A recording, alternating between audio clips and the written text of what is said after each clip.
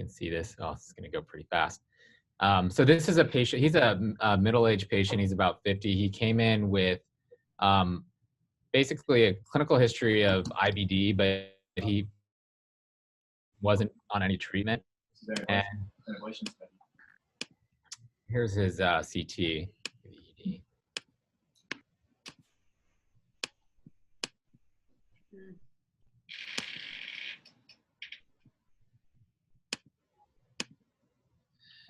It's like his entire colon.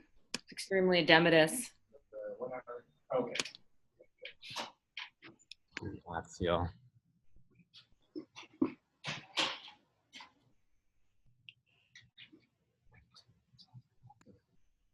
Portal vein thrombi. Nice. Okay.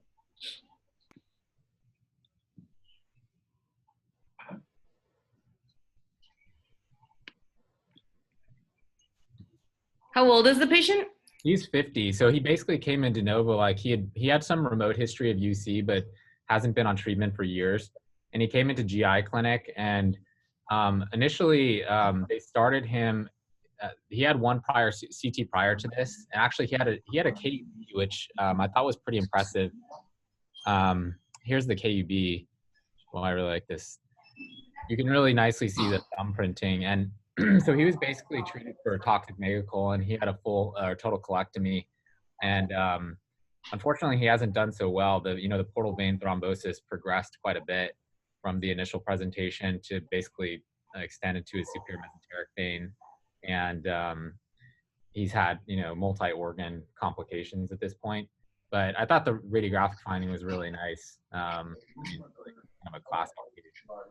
Yeah, and actually this is a good point about toxic megacolon, which is that it doesn't actually have to be mega to have the toxicity.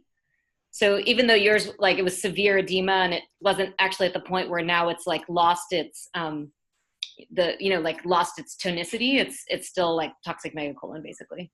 And usually I think the toxic megacolon is because you get like nitrous oxide that like goes into the muscle wall and makes it like flaccid. But if the patient is like clinically toxic, then that's how you make the diagnosis. Yes, they are. Like,